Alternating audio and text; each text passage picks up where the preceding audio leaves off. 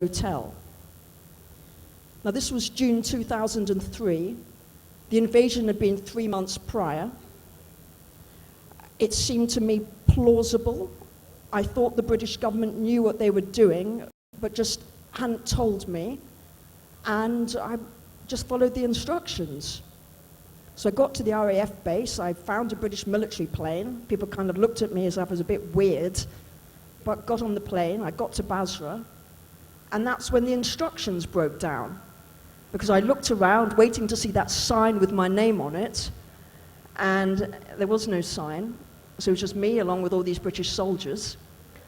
And I spent my first night sleeping in the airport, on the concrete. It was like a corridor from hell, because there was no air conditioning, it was just boiling. And all the British soldiers, they were sleeping on their nice mats, and they'd stripped off down to their underwear.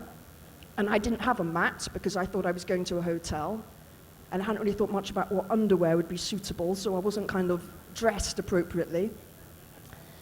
And, the next day I thought, this is just not going to work. I'll try Baghdad. So I found a plane going to Baghdad, got to Baghdad, found a bus at Saddam's headquarters, and had been taken over by the coalition. And I walked into the palace and I said, hello, I'm Emma from England, come to volunteer. And there I found my name was on a list. So that was a bit of a relief. And I spent a week in the palace getting briefings, learning a bit about what was happening.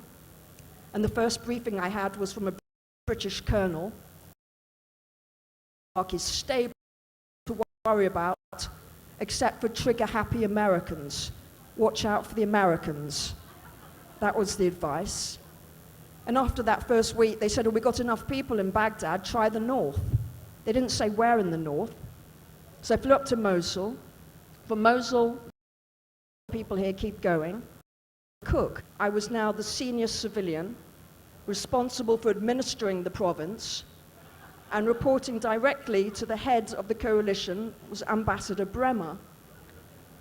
Now, I had never run a town in the UK, governor of a province, so it was a bit embarrassing, to tell you the truth. And in my first week, insurgents tried to kill me. So that was week one, when they came to the door of the house in which I was living, in the middle of Kirkuk, and they fired 5 rockets into it. Unfortunately, it was a well-made house, so the rocket that came up into the room where I was in bed, the explosion was taken out in the ceiling. But that was my sort of first week or so getting to Iraq and suddenly being told I was responsible for a province with 1.5 million people.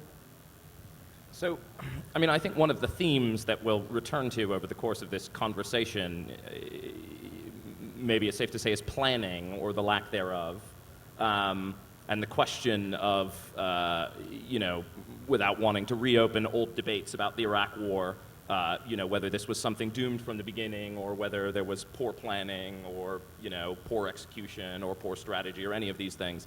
I want you to carry on a bit, though, and talk about what it was like, essentially, to be a kind of colonial administrator. You describe in the book finding the account of a British political advisor in, I think, Kirkuk in, the 1930s or the 1940s, and there's another bit also where you recall that, one of the generals, or maybe the colonel, reissues a sort of proclamation from 1917 to kind of try and calm ethnic tensions, where you just had to kind of update some of the names. And, what was that experience for you like, and what was the tension there in terms of being someone who had opposed the war and feeling as if you were, you say in the book, I'm not casting aspersions, I had never been part of something I found so morally dubious. Do your work and realize there was quite a lot for you to do. Well, there was no job description. There was no guidance that came down from above telling me what I should be doing. And when I asked, someone said, you're British, you know how to do this sort of thing. And I was kind of, it's not genetic. It's been quite a while since Brits did this sort of thing. And, there was no handbook on how you do this sort of thing.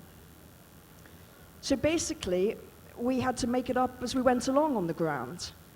And I became very close to the brigade commander, the colonel, who was in charge of this area. He had 3,000 soldiers, what they expected, no guidance at all. And so for us, we took as our mission to be how to get Kirkuk back on its feet, with the Iraqis running their own affairs, so the US Army could withdraw. Because when I first arrived there, the military had been there a month before me, and they were running everything. Schools, hospitals, and they had PowerPoints to say how fantastic everything was. I said, that's not success. Success is Iraqis running their own affairs. We've got to help them take over running their affairs again. They've been doing this for quite a while. They're quite capable of doing it. We need to get Iraqis back in charge. And it was a very, you think back to 2003. Saddam Hussein was one of the most brutal, awful leaders that the world has seen. And Kirkuk was very multi-ethnic, multicultural, but it also had a lot of oil.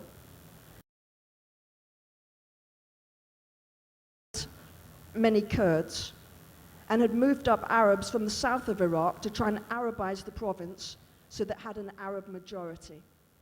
In the aftermath of the overthrow of Saddam, Kurds were coming back, and they were pushing out that had been there generations upon generations.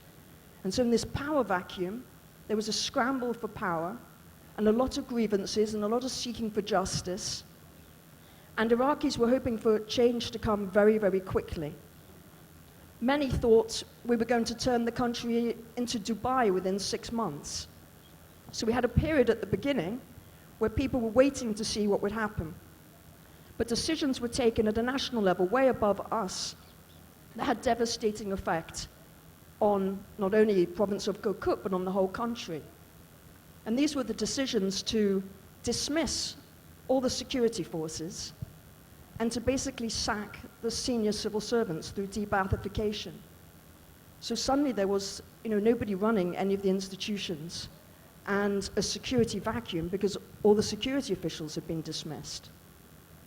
And so after, something that comes across in your book is this sort of series or almost sort of cycles of trying, first to administer the country and then to set up, I think initially there was a sort of governing council, and then that gives way to a sort of quasi-elected government, I suppose. At this point, you've now moved to Baghdad, and you're working as a political advisor to a general now. And now the security situation is beginning to get worse and worse and worse. And without oversimplifying things, once again, the sort of, the Americans are feeling, or the coalition is not able to pull back, and in fact is committing more and more troops to what I guess at the time was called the surge. Yeah, so back in 2003, 2004, the actions taken by the coalition had led to insurgency. And it wasn't just one insurgency, there were different insurgencies going on against the coalition. And some of those would be former regime elements, some would just be ordinary Sunnis who felt completely disenfranchised, some would be foreign fighters, some would be Shia militias, there were all these different groups. But by the time we get to 2007, which is the time that you're talking about, the country had descended into civil war. And every day in Baghdad, there'd be bodies turning up. Some had a drill, and some a bullet. And you could tell whether someone was Sunni or Shia just by the way in which they had been murdered. So it was a horrific time. And most of the analysis from the US was that the US was the problem, and the US needed to get out.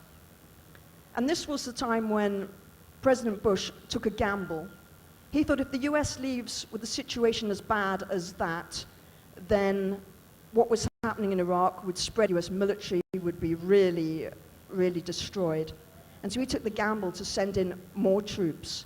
And this was really going against the advice of his advisors and against the advice of most of the military at the time, because Iraqis were so much more concerned about each other that they suddenly saw the US military as almost protecting them from each other and putting barriers up, separating the populations. So it was an extraordinary period, this, because coming into Baghdad with so much blood and so much violence and trying to work out how can we help bring down the violence. And so the surge wasn't just about extra, but it was a change in tactics. And the major changes of tactics were trying to work out who these armed groups were and why they were fighting, and reaching out to them to try and bring them into the political process. And it was also about trying to protect the population from flipping Sunni insurgents. So the whole thing of getting people who used to be insurgents and getting them then to swap sides and work with the coalition against Al-Qaeda, all of this served to bring the violence down dramatically. So I want to ask you, though, at this point, you've gone there as a volunteer. You said in your war, you work as a civilian administrator. You become quite close with the colonel who is then running Kirkuk, and now you find yourself in 2007, 2008 as the political advisor now to an American general. And you've, I suppose one could say, gone from, being a colonial administrator to now sort of working for an occupying army. What is happening in your head at this point in terms of, are you beginning to reconsider, I'm trying to, at one point you say, we're skipping bits here, but, Emma leaves and returns a few times, and at one point you say you've gone back to make the situation in Iraq a little less worse. What's the moral calculus in your mind in terms of, what you think what do you imagine you're doing? What's your view of, your role in this situation? So as you said, the first time I went was to apologize for the war. The second time I go back is because this American general, General Odierno, reached out to me and said, look, I'm going to be the commander of all US forces for the surge. Will you come and be my political advisor? And, when I received this email, I had just come out of Afghanistan, so I was just back in London, and the last thing I wanted to do was go back to war. And I would do what any sensible person. Now that lasted a few hours because generals have minions, lots of minions. And these guys found my house in London on Google Earth. And they sent this picture of my house with rockets pointing down at it and said, the general has told you you're coming back. So I really went back because this person asked me to. And he was somebody who'd been the colonel's boss, so I'd got to know him in 03, 04. And he was somebody I really respected. And, we're about the two most different people you can imagine. He's 6'5", he is massive, shaved head, and was known in 03, 04 for very harsh tactics. But when I came back and I said, what is the job that you want me to do for you? And he said, look, I saw you in 03. He said, you've got a very different perspective than we in the military have. Because I want you to come with me wherever I go, whether it's the front line of battle or whether it's meetings with US officials or Iraqi prime minister, I want you to be there. And, we'll discuss what I'm to say before I go into the meeting, we'll debrief afterwards. But he said, I want you to tell me when I'm screwing up. By people who are different from you. And people rarely do. But this American general had me, who was kind of, foreign, female, civilian, about as different as you could get. And I thought that really says a lot about his self-awareness, but also his self-confidence to do that. And when you're there and you're all in it together, I was very much against the war. But you don't sit there when you've got a job to do thinking, should we be here or not? It's more about how can we try and make the place a little bit better or less worse than it was. And the longer I stayed in Iraq, I became very, very committed, not only to the military people who I was working with, but to Iraqis. I worked with Iraqis every day and grew very, very close to them and wanted to help them build a better country. So I felt myself shifting all the time because I was involved in activities I never dreamt. I came from the British Council. This is not kind of British Council work. I couldn't go back to the British Council afterwards, but I did change. You've got to be prepared to change yourself a bit too. I want to move and draw in our other two, what's the word I'm looking for? Colleagues is not it. Robert, when did you come to take up your job as the Beirut bureau chief for the Times? And what was the situation when you arrived? Well, I actually arrived in Iraq, I believe the same month as Emma, June 2003. Oh, okay. Yeah. And I was there until 2006. So then they transferred me to Beirut. And at that time, it's funny, looking back, it seems a pretty calm period. 2000, there was, of course, the July War in Lebanon. I was there for that. But after that, it seems fairly calm. And then, of course, the explosion of the Arab Spring. And I think, in a strange way, I mean, Iraq is sui generis. There was an American invasion there. But I do think that the sectarian disease that manifested itself there became so apparent, starting not right in 2011, but very soon afterwards. And I think it's hard not to think in some way that really this began in 1979, and that there was a kind of an intense fear of Iranian and Shiite subversion across the region.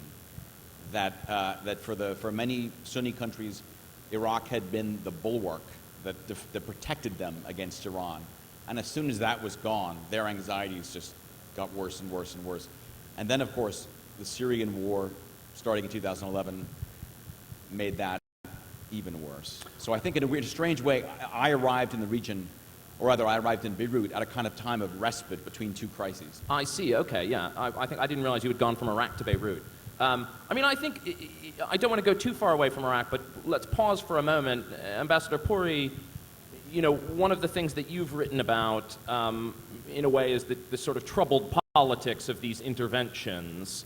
And I suppose what I'm grasping towards here is, can they never be made to work? Is it always going to be the case, I mean, without, again, having to go back and say, why did things go wrong in Iraq, and was it, doomed from the beginning, or was there a specific moment when mistakes were made, and we'll come to some of this at the end.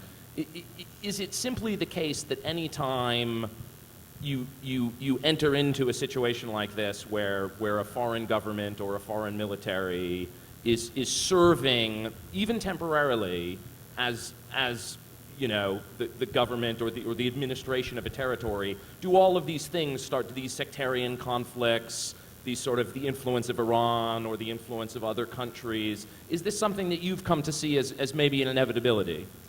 No. In fact, let me shock you. Some interventions are actually quite good. India's intervention in Bangladesh, or rather what was then East Pakistan, and the West's intervention in Kosovo, I think both those interventions succeeded in preventing a mass atrocity or mass atrocities which were being committed from those escalating. So my case is not that all interventions we are speaking about, and Iraq in particular, this is particularly troublesome because we started with a false narrative. Right. And that false narrative was that Saddam Hussein had weapons of mass destruction. The Security Council is important because you cannot wage war unless the Security Council gives you authorization for the use of force. When they embroidered the facts, and a skeptical council refused to be persuaded, but they decided to go ahead nevertheless. So they carried out a military action, which subsequently Kofi Annan termed as lacking legal validity. And the rest is history. Now, Emma's book I find fascinating for a number of reasons, because some of us who were involved with the decision-making in the Security Council or outside always thought that these people who were coming to seek authorization were actually half-cocked. They hadn't thought it through. They were completely going by populist expectations. And Emma's is a first-rate account to show how someone like her, very competent, but who was basically a volunteer somebody who comes from the British Council and is thrust into a situation where you have to administer.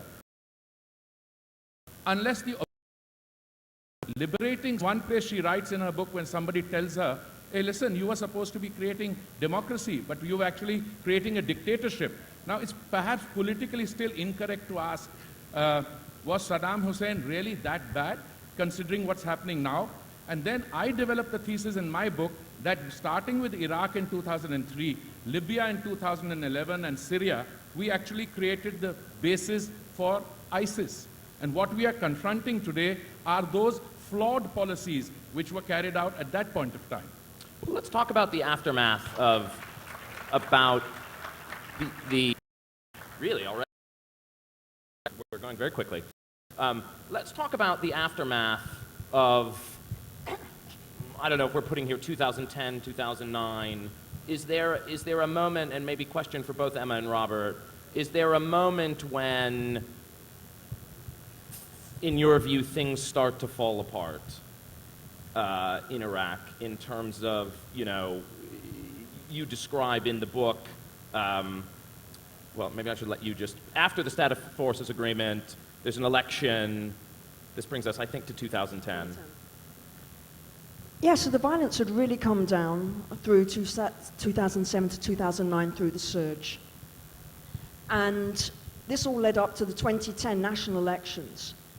And we were really hoping that the national elections would lead to an agreement among the elites on how to share power.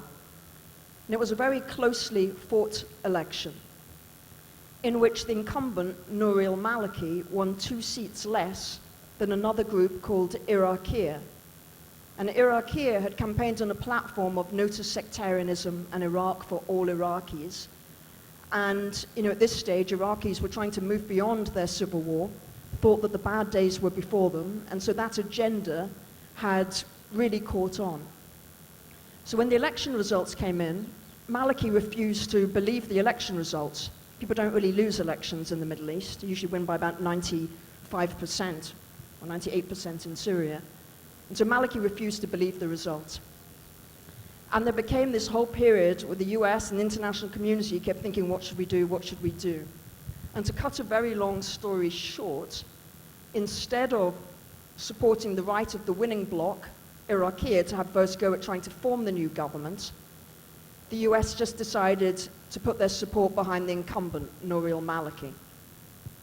So that really screwed up the political process, because the most important thing, particularly at this stage in Iraq's development, was to show that change can come about through elections, that politics can work.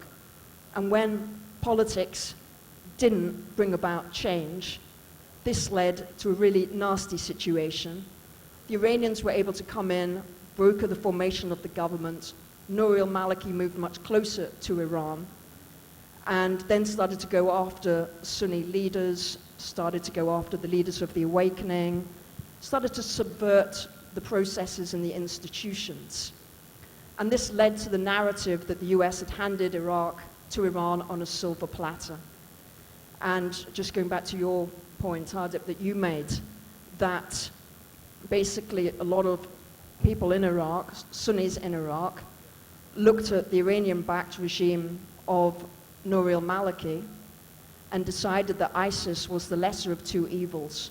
So that's how ISIS managed to sweep in and take control of a third of the country. I want to go to Bobby here, but I want to front you with a bit of a prompt, which is that Emma says in her book that, it's a sort of slight tragedy that when Obama comes into office at this moment, his main priority is just getting out.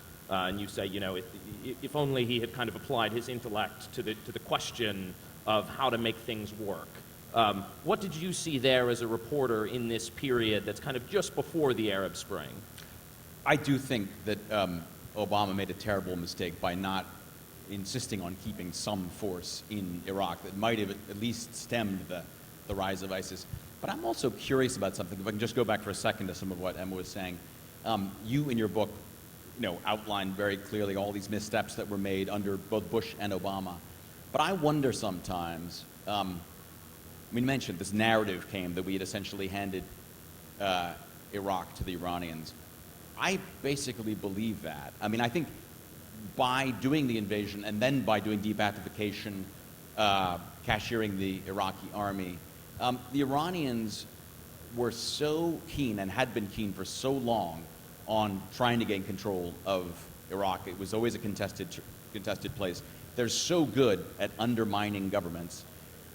It just seems to me that they owned the place from that point on. And it might have, it's true that 2010 might have been different if we had handled the election differently. But it sometimes seems to me that the Iranians were bound to get their way. There was nothing that a superpower with little patience like the United States could really do to forestall that. Well, I wonder if you have a situation where, you know, and maybe this is a cheap irony to invoke, where having come in and maybe with the best of intentions, tried to sort of run a foreign country, the Americans find themselves undermined by another foreign entity that's much closer and in some ways, as you're saying, has much more skin in the game because this is their next door neighbor, because there's a Shia majority. A lot more patience as well. Right, because they're there sort of for the long term. I want to, you know, try and jump to the Arab Spring here and the aftermath. I know we're trying to cover a lot of territory very quickly. Bobby, you write in your book that in 2011, what we saw in the Arab Spring was not so much the beginning of something as the end of something else, which is to say the end of this era of, you know, kind of Arab republics. Can you talk a little more about what you saw and why it seemed that way to you? Well, I think those governments had become so utterly corrupt, some more than others, that they sort of dug their own graves. Obviously, they're not gone in a sense, but I think that's just because there hasn't, a new model hasn't emerged to take their place. And so what you now have is sort of residual dictatorships that exist in a kind of symbiosis with jihadist groups. But I think what happened in 2011 was bound to happen. And I think, for instance, if the U.S. hadn't taken Saddam Hussein out, some version of that probably would have happened in Iraq as well. Yeah, you mentioned that Iraq had a different political trajectory, but you basically say that these are indigenous forces happening in each of these countries that lead to these rebellions. Why do you think everyone was so, I mean, maybe this is an eagy question to answer now, here to come in, so maybe one of you, there was this great excitement. I had just moved to India, in fact, when this happened, when the Egyptian revolution took place. And, you know, you mentioned in your book that people started saying, you know, this is going to be the end of Al-Qaeda because for, you know, 30 years they've been trying to overthrow the Egyptian dictatorship, and now look, peaceful democratic protests have done it. You know, can I just come in here because I have a point? You know, just reverse a bit. In 2004, the King of Jordan was already talking about a Shia crescent. Iran, Lebanon, Iraq, and Syria. This is 2004.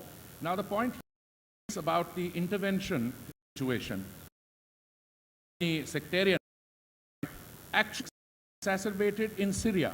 Because what happens in Syria is that you have the Alawites, who are only 12% of the population, lording it over 78% Sunnis. Now here, there are serious mistakes post-Libya. If Syria had taken place prior to Libya, the result in Syria may have been different. Now, what happened is because they wanted to get Assad out, they did not get Security Council authorization. They actually funded the creation of this Hydra-headed monster called ISIS. And there is evidence of that. The new National Security Advisor on the Trump administration, which will get inaugurated today, Michael Flynn, I have him on record in my book to say that the creation of ISIS was a willful act in order to get over. You think that's true? Well, he said it. Well, Biden said the same thing. Now, look, somebody funded the moderate opposition. They gave a $500 million program to fund and train. They found moderates. Once they were funded and trained, crossed across to the other side, they disbanded the program. Now, there are a number of such missteps there. Well, no, of course. Let's talk about how the Iraq War turns into the Syria conflict. I mean, I think this is something, or how, so to speak, the Iraq War crosses the border. With Libya in between. With Libya, yes, of course. Bobby, what are you seeing as you're reporting this Arab Spring book? You know, you're starting to realize that people are going to Syria, people are starting to fight. In your view, how does the Iraq conflict, the unresolved Iraq conflict, the, you know, post-2010 Sunni discontent with Maliki. How does that spill across the border into Syria? Well, Al-Qaeda in Iraq was quite weak in about 2010. And I think 2011 for them was a fantastic moment of, they were able to cross the border. There was suddenly a vacuum for them to fill. And I think that was the terrible thing about 2011 was that once people realized that all of this very appealing Facebook noise, young people who are, full of democratic ideas and so forth, was really superficial. There was nothing, there was no deep social movement to bring about a new kind of form of government in these countries. That the people who had power on the ground were the Islamists, not necessarily Al-Qaeda or ISIS, but the Muslim Brotherhood, a range of different Islamists. And then, of course, the old regime. That's really all there was. And I think what Iraq did was to supply people who had both military training as Baathists and Islamic ideals. This had originated way back in the 90s under the Faith campaign, and Saddam was still around, but it became progressively more toxic after 2003. And Emma, how did you see this unfolding? You've already left Iraq at this point. What are you seeing as you look back in 2012, 2013, 2014, watching, in a way, this conflict that, you felt was starting to sort of simmer down, re-inflame itself? Well, I was watching people that I knew being driven out of Iraq. So some of the Sunni politicians were being accused of terrorism, forcing them to flee the country. So you saw the undermining of Sunni leaders as such. And these were spurious accusations. Well, they were accusations. How truthful they are. I mean, if you accuse somebody of corruption in a country where probably everybody's involved in corruption, it's, it's easy to throw these things at people. But at the end of the day, these were people who had been participating in the political process since 2003. They had chosen politics rather than the path of insurgency. So these were the ones that the US had been working with and trying to build up their position. So the Sunni leaders were basically knocked out and they had to flee the country. Then we saw awakening leaders who we'd worked with against Al-Qaeda being assassinated, jailed, or again forced to flee the country. So you could see these things bubbling up. And with the Iraqi army, that the US had invested millions and millions in training, we started to see Maliki removing those officers who were competent, but who he feared were too close to the Americans. And he replaced them with people who he trusted, who were close to him. And they didn't have the right experience. So by the time it got to 2014, and ISIS was able to waltz across Iraq, take over a third of the country, go into Mosul, with the Iraqi army just in to fight. The officers had taken the money that was supposed to buy food and ammunition for the soldiers. They had just pocketed it for themselves. So the soldiers got no instructions to fight. They fled, leaving all their weapons, all the US-supplied tanks, equipment, all of that, for ISIS to take over. And no motion playing out to say, this thing unfold. And then, when the civil war started in Syria, to see these Iraqis going back into Syria. And what had been interesting was for years, the Syrian administration, the Ba'ath Party, had been facilitating foreign fighters to come through Syria into Iraq, because Assad had been trying to undermine the US project in Iraq. So he'd been doing everything to undermine that. And now this was blowback, because some of the Al-Qaeda in Iraq fighters were Syrians coming back, some of them were Iraqis coming into Syria.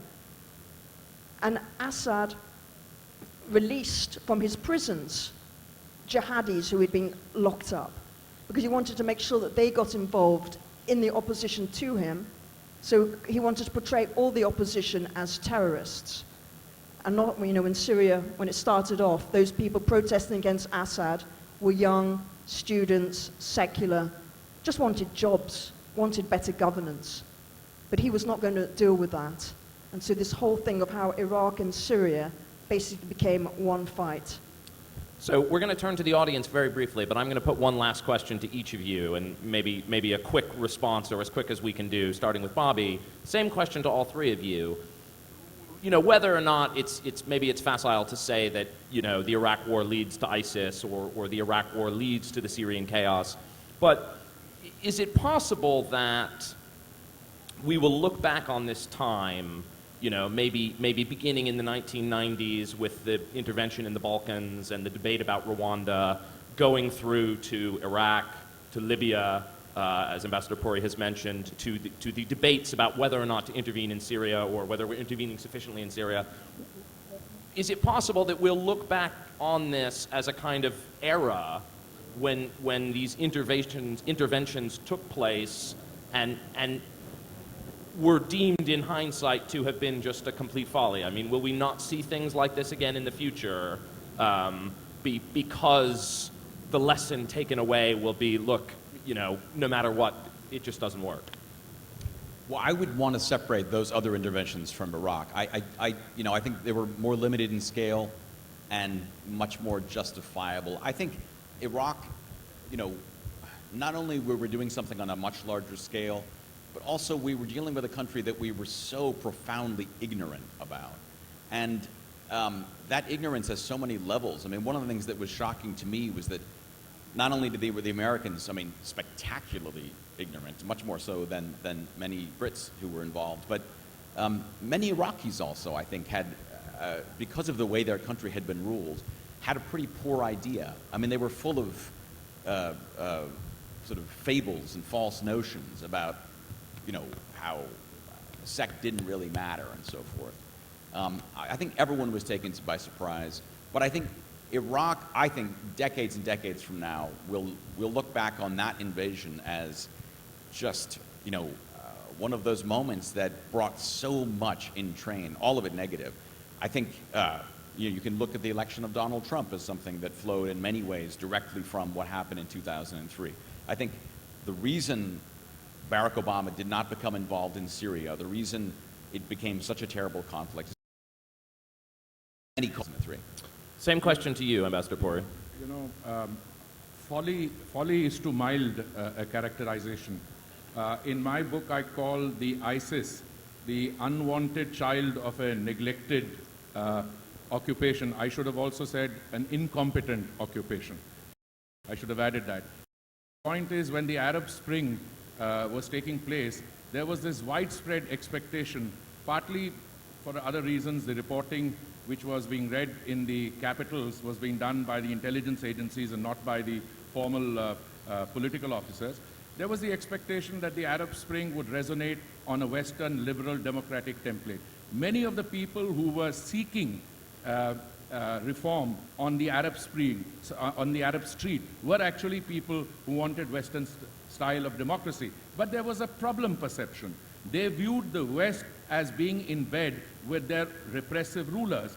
And in a situation where there is unemployment, when there is lack of civil liberties, where youngsters are locked up, you incubate Al-Qaeda and ISIS in the jails. So when these people were overthrown, Gaddafi, and when they attempted to overthrow Assad, and they came in, I remember a conversation in Geneva when the American ambassador said that, well, when the forces go into Baghdad, they will be garlanded.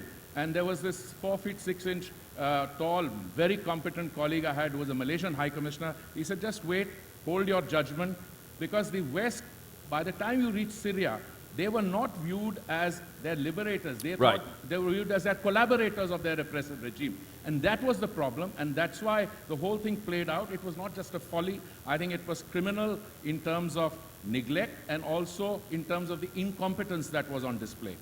Do you think, Emma, final question to you, is this, you know, will we see attempts to do things like this in the future, or will the lesson of Iraq be that, you know, Western governments shouldn't try this? You know, you'd hope that we would study what had happened in Iraq and try and learn the right lessons, that the people in these countries do have agency, that we, the Western community, have agency. But I fear that the Iraq War has brought to an end the whole concept of an international community. We have stood by while 500,000 people have been murdered inside Syria. And we've done very little about that. And that is because of the Iraq War. I think it's, you know, you look at America until today was the leader of a free world, the leader of liberal democracy. Despite all its problems, and we can go into those, it did stand for something that other countries looked up to. And I think Iraq War has done huge damage to American reputation.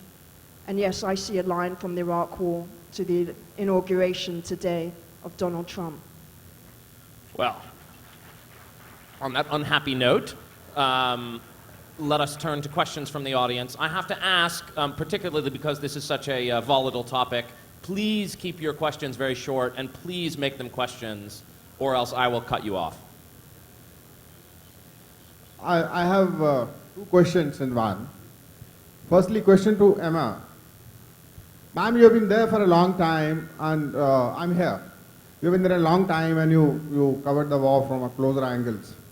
One thing really intrigues us as a student of history, a student of military campaigns, is that what was the reason for the US to get in? A lot of people say it's they saw Saddam as emerging as a strong power. They want to tie him down. Someone says it's oil. Okay. Someone is saying that it is. And second question is...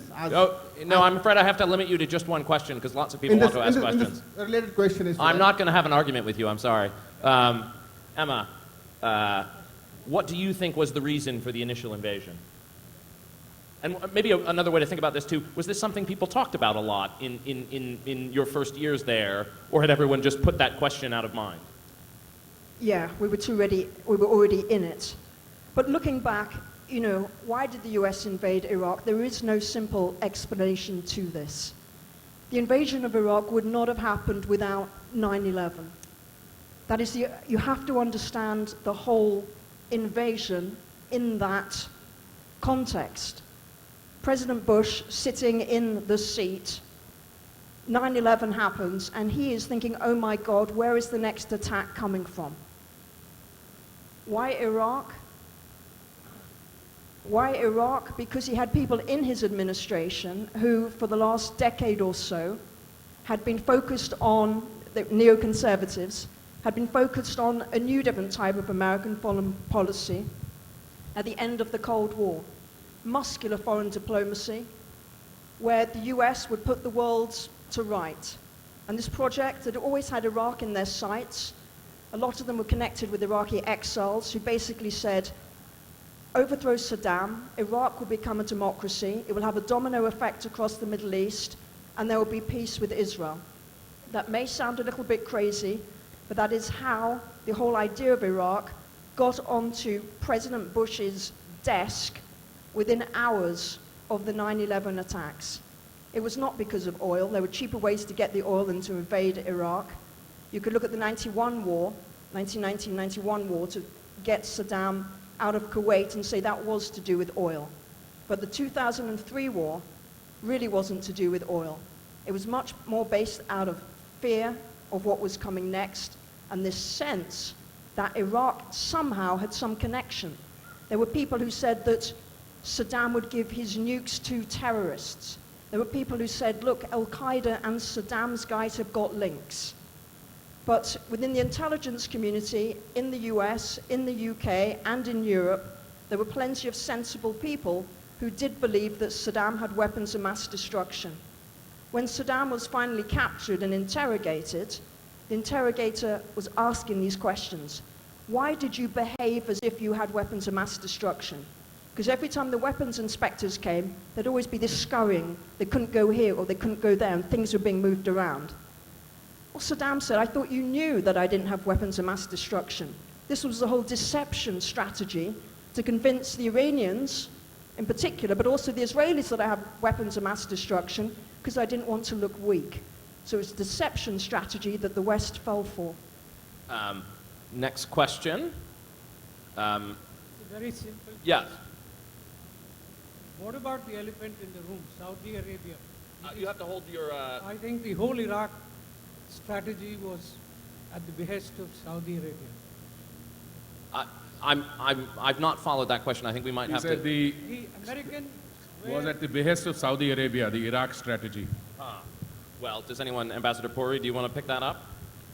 No, there are a number of independent players there. I mean, there is Saudi Arabia and the United States, which has an industrial military complex relationship.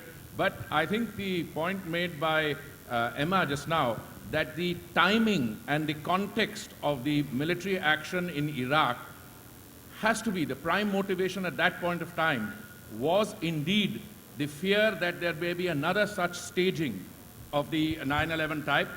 But oil may not have been an immediate factor, and she says there are cheaper ways of getting oil, but oil is always looming in the background. Remember when they didn't take action in Rwanda and it became a major genocide, 800,000 people killed, and people then alleged that if there had been oil in Rwanda, maybe they might have stepped in order to be able to do something, or vice versa. But so motivations are difficult to work out, but certainly the new terror threat is the more real motivation at that point of Can time. I add one thing? Go ahead. Just a very quick note to that. I'm not a fan of Saudi foreign policy generally, but the Saudis were very much against the invasion in 2003.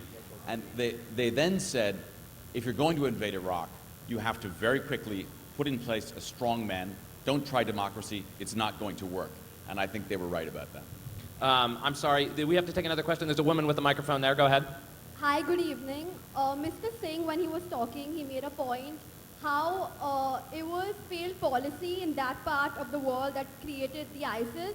So would it be true if he said that religion also plays a major part for the creation and the fueling, the inception and the fueling of such organizations in terms of how they have lone wolf attacks, how they recruit people from all over the world. So religion also plays a major part in in the mushrooming of these organizations all over the world. Okay. I think Bobby, I don't know if that was addressed to anyone in particular, but you referred earlier to this idea of a sort of sectarian disease. And the question here from the audience is, you know, the role that religion plays both in the creation of terrorist groups, but also in the kind of, you know, sustaining of these conflicts. And you've been all over the region writing about how the Arab Spring, in a way, has been, you know, fallen apart on the quicksand of this sectarian conflict. Can you talk a little bit about, you know, maybe what accounts for the persistence of these sectarian divisions? Yeah.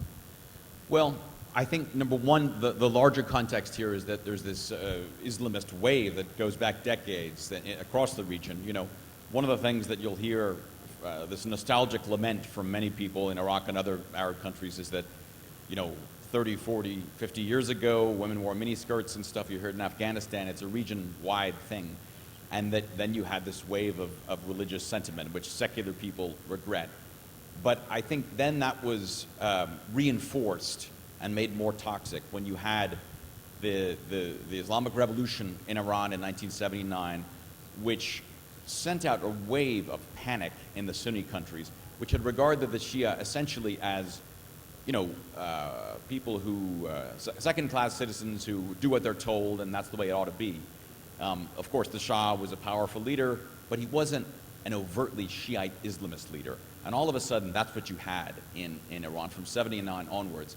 And I think that fueled an angry, revanchist spirit among the Sunni countries, and the radical fringe of that were these terrorist groups. And we see in 1979 this terrorist attack on the Grand Mosque in Saudi Arabia.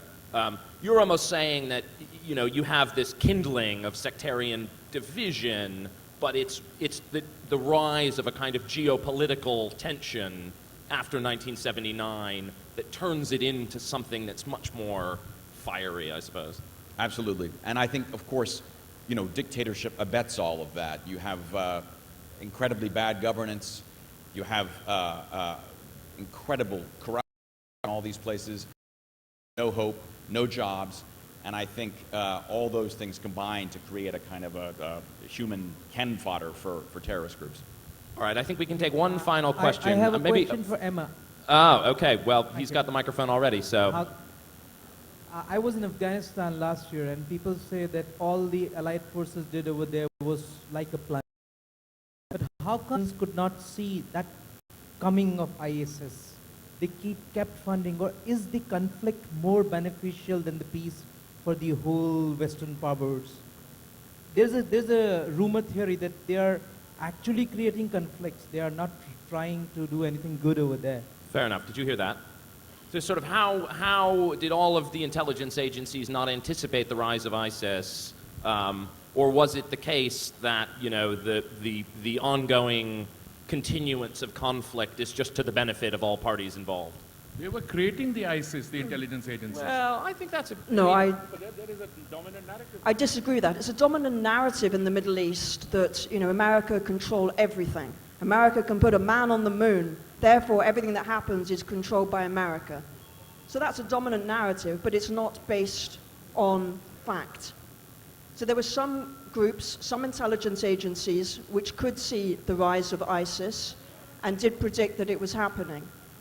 But there were others, particularly in the administration, that really were focused on leaving Iraq, leaving the region. Obama wanted to withdraw from the region to pivot to Asia. So this idea that these things were happening seemed to be not something that he wanted to hear, or not something the people wanted to give him, that information. But you can look at ISIS and think, if there'd been no Iraq war in 2003, there probably wouldn't be ISIS today. ISIS has benefited from a failed state, where there's places where there is managed to do well there. ISIS has also benefited from the failures of Arab regimes over decades to deliver to their people. And people hoped that the Arab Spring was going to bring a new governance, new hope to the Arab world, and that has failed. And it's only Islamist movements that provide any counter to the status quo. And at the moment, that is the wave that has been pushing back and challenging the regimes, which are now fighting back. I'm afraid we're out of time. You've been a wonderful audience. My thanks to Bobby, to Ambassador Puri, to Emma. I believe Emma and maybe Bobby and maybe the Ambassador will all be signing books. Take a chance if you'd like. Thank you very much.